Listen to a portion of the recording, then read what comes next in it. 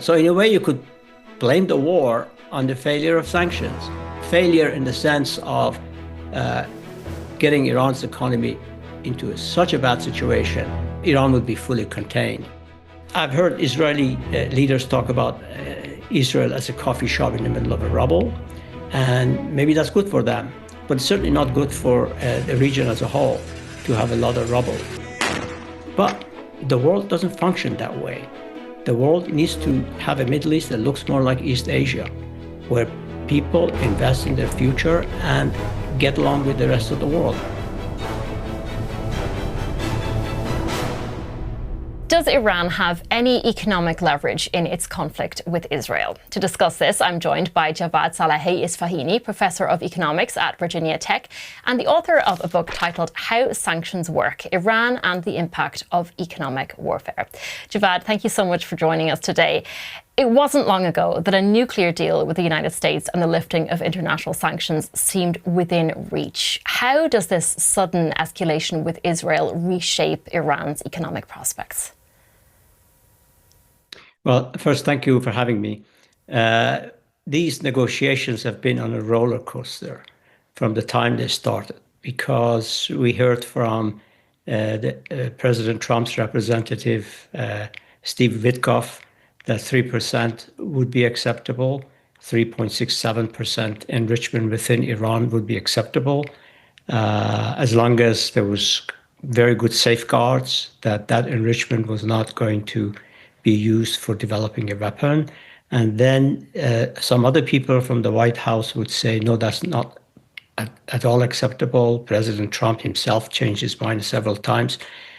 Iranians stood by the negotiations, and they seemed eager to participate, in part because I think they were hearing some comments to the effect that their red line, which was keeping 3.67% or some minimal enrichment within Iranian soil, was acceptable to the U.S. It was just a question of working out the detail, because U.S. was very concerned that IAEA was not getting full accounting for previous discoveries of fish oil material.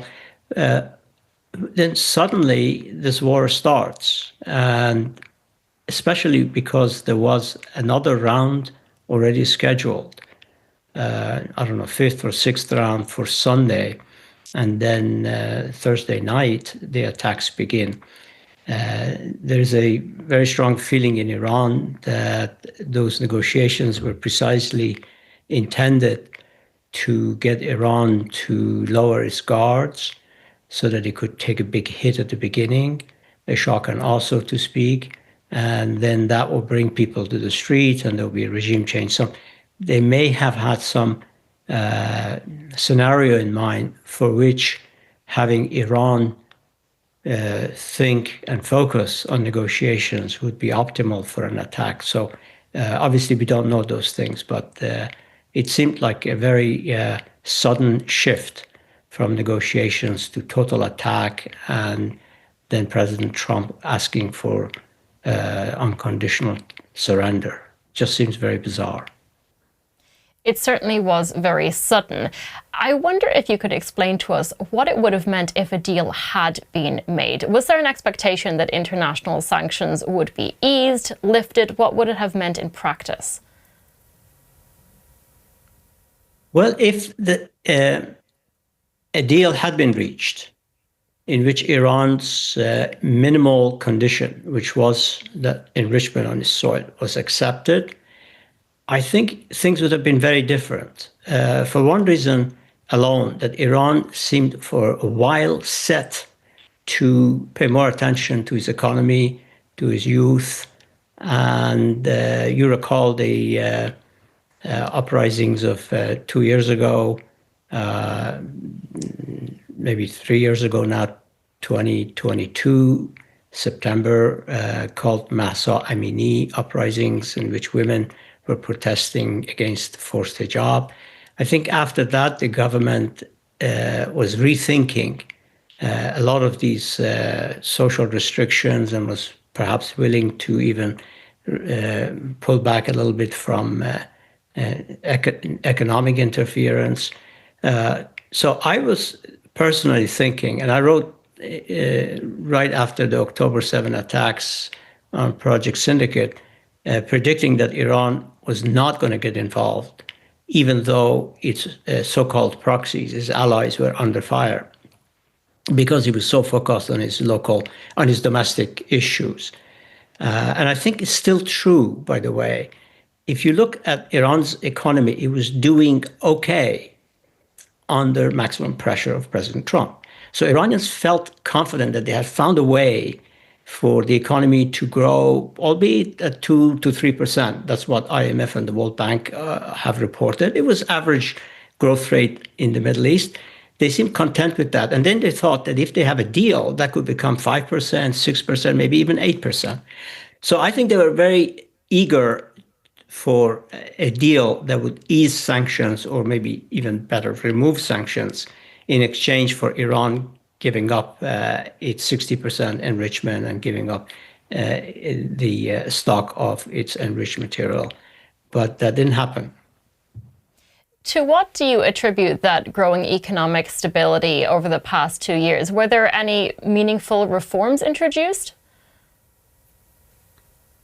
Well, not really. The reforms were still in the works. The only reform that was made was the election of a reformist president, President Pezeshkian, about a year ago, and him not wanting to enforce the new law to punish women for not covering their hair. That seems maybe in some sense a small matter, but actually I think it was very big. I was in Iran in early May, and what I saw is how the atmosphere had changed, like a cloud had been lifted. Women were walking around not fearing they were being chased, they were going to be arrested, and so on. And so I would say that social reform, which is to pull back from forcing women into vans because of bad hijab, and instead just letting them be, and people seeing that nothing drastic was happening, nothing drastic meaning bad happening. I thought that's a big change in Iran, and I was very optimistic. On the economic front, they were thinking of putting an economy minister who is very smart, well-trained in Chicago, and he actually got approval from the parliament just a couple of days ago. But for a while, the approval was pending, and there was a lot of opposition to him because he's young, he's American trained.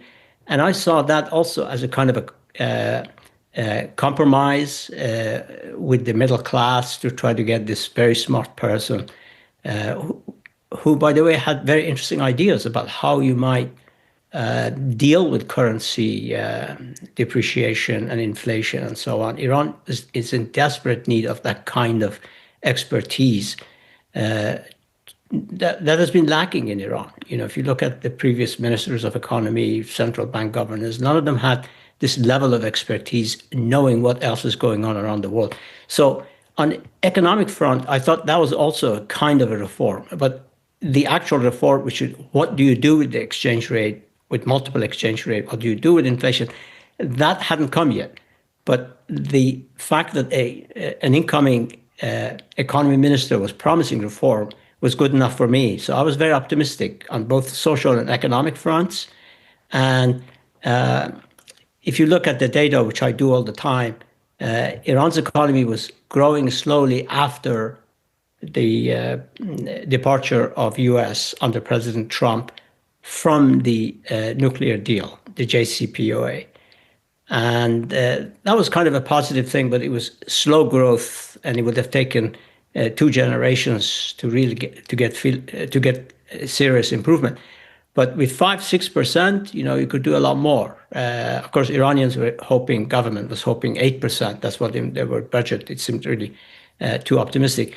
But it seemed like the stage was set for some kind of recovery, and they were encouraging foreign Iranians who were outside to come back or to bring their money. One never knows how reliable these announcements are by the officials, but there was, I would say, an atmosphere of hope for some people, and I felt that myself. So, if Iran was on the brink of economic reform, where does it leave the country now? Well, unfortunately, it leaves it at war. There is a connection between doing relatively well. I don't want to exaggerate how well the economy was doing, because a lot of people were thinking it was sinking, it was collapsing. It was the opposite. It was slowly growing at 2 to 3%. I think that growth showed the failure of sanctions to get Iran in such a bad situation so it would come to the table. Although it did come to the table, and I think things were going very well, but then maybe the Israelis feared that Iran would get a deal, would start growing, and then would start having money to fund its proxies and so on. So they decided to jeopardize that deal. So in a way, you could blame the war on the failure of sanctions, failure in the sense of getting Iran's economy into such a bad situation that Iran would be fully contained, couldn't do anything. I want to speak a little bit later about why Iran's economy did not collapse fully under sanctions and the role its allies played in that. But I do want to talk about the global supply of oil as well, because there's been a lot of talk about the threat to oil supplies and, crucially, Iran's potential to block the Strait of Hormuz. Given how important energy exports are for its economy, would Iran really risk making this move? Well, it would risk making that move if the country was very desperate. So I would think of that as a very last resort. If Americans are involved, if they are hitting Iranian ports, so Iranians cannot export oil. As they have said before, if we can't export oil, nobody else will too. And closing of the Strait of Hormuz is a credible threat by Iran. 20 million barrels of oil pass through it. It's about 1/5 of the world supply of oil, and much larger share of the traded oil, maybe half the traded oil, passes through that strait. So, and they have enough of a navy to obstruct shipping there. But I doubt very much they were thinking of those things at all, or are even thinking now, because they seem, at least from what I hear, is that they're not that desperate now, that they feel like they have beaten back the attack, they've recovered from the initial shock, and they're able to show that they can stand alone without Russia, without China, and hurt Israel, and maybe even prevent the United States from entering the war. I think in that atmosphere, they're not thinking about drastic moves like mining the waters of the Persian Gulf and closing shipping in the area. They're more thinking maybe as a threat. And since President Trump likes hyperbole, and he himself talks about devastating the country, as in the past threatened Iran's national heritage, historic sites. So it's, I guess, becoming for Iranians to also go on the extreme and say, if things get really bad, that's what we can do. Am I understanding you right, though, that you're saying that things have not got so bad yet? I mean, we've seen hundreds of deaths from those Israeli airstrikes. No, things are bad, but that's different from Iran thinking that it's gotten so bad that they have to go to the worst case scenario. There is still room. I think this is from the perspective of Iranians. And I'm not in contact at all with Iranian officials, so I'm just reading the news. They think that there is room for United States to pull back from this demand for unconditional surrender, to start talking, to maybe advise Netanyahu to not hit Iran's civilian infrastructure. In that case, Iran may see it a way out, meaning that they go back to the table and, having demonstrated, again from the Iran perspective, that bombing Iran doesn't achieve much for the United States or for Israel. It certainly hasn't caused the kind of mass uprising that some simple-minded people were thinking was going to happen. So with that view, they think they are still in the beginning of a crisis that's manageable. And as long as the crisis is manageable, the two sides can pull back and go to a table. That has happened in previous crises, not in the case of Iran, but all over the world. So I think that is reasonable to think that there's a lot of threat, there's a lot of tension, and there's a lot of destruction in Iran. Iranians, maybe a third of the population of Tehran has left the city, and they've abandoned their homes. A lot of people have been killed, maimed. The kind of destruction that Iranians are not used to since the war with Iraq, which was 30 plus years ago. But there is still room, and I think it's good that Iranians are taking measured responses. They're not going all the way and not even talking about closing Hormuz. You may get some politicians to talk about it or talking about going nuclear, focusing on building a bomb, but I don't hear that from the top officials in Iran. They're more thinking about making threats that pushes back the other side. And so the other side doesn't go all the way. This all the way is really important. If United States declares as its goal regime change or killing of the supreme leader, or if Israelis do that, or bunker busting the nuclear sites, then the situation changes. But I think at this moment, we are still in a situation where the two sides can pull back. And Iran actually could come out feeling as a winner, because countries that are under attack and they have inferior technology, all they have to do is resist and not fall. And they can declare a win. It's not the same for an attacking country that really needs to show that it has reached and achieved an objective before it can quit. But right now it's possible, I think, to find a way both sides can pull back, and Iranians go about rebuilding the country, repairing the damage and so on, and under IAEA rules, which were obviously acceptable to Europeans, to Americans. There was at least 10 years when Iranians were under JCPOA and following the guidelines and under full observation of IAEA. And I'm sure IAEA can testify that Iran was not cheating while U.S. was in that deal. Of course, afterwards, when U.S. pulled out, the situation changed. But given that record, I don't see why Iran cannot be trusted to honor a similar deal and not develop nuclear weapon and limit its enrichment.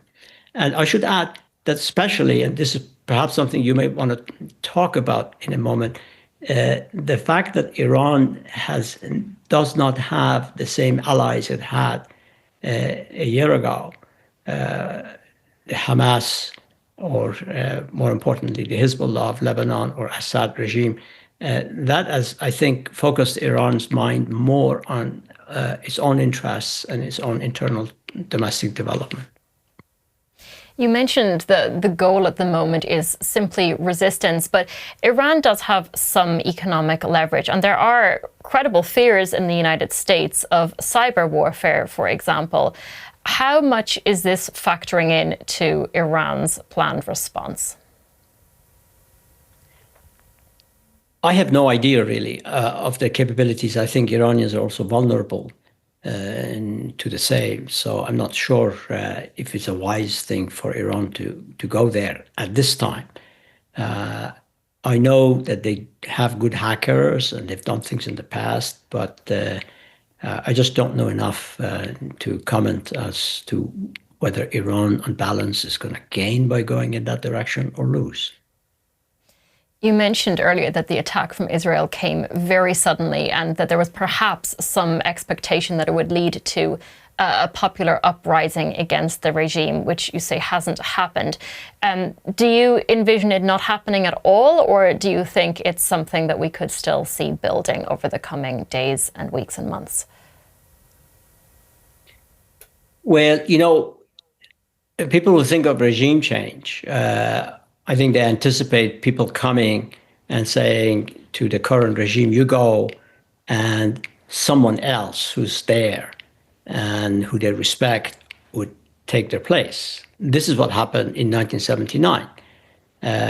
When people looked at the Shah and looked at Ayatollah Khomeini at that time was promising democracy, seemed like a liberator. So people went for regime change, if you like. But we are not in that situation by any means. You have a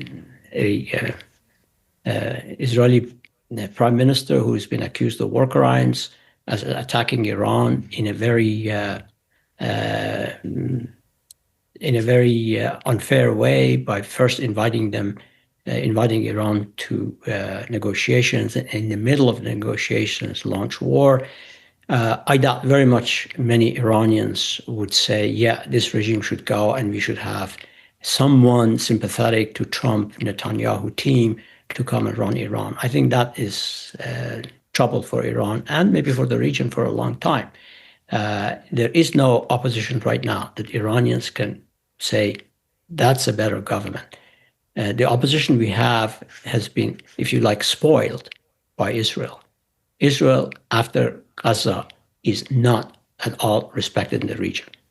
I know the Arab leaders may want to deal with the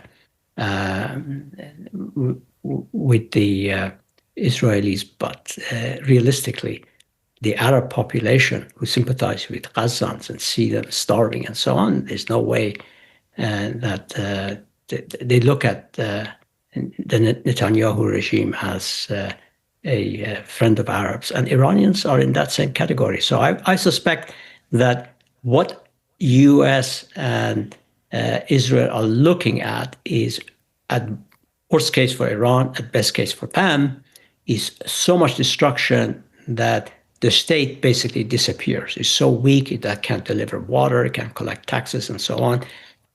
This is something that U.S. and the West have some expertise on. They did that to Afghanistan, they did that to Libya, they did that to Syria, and maybe even Iraq, and they've seen the result. It's not what they want. It's not a course of action that a powerful country that thinks it's shaping the course of the region and shaping the course of the world, I'm thinking of the United States, would take. It's a big gamble, and more often than not, as we have seen, situation gets much worse.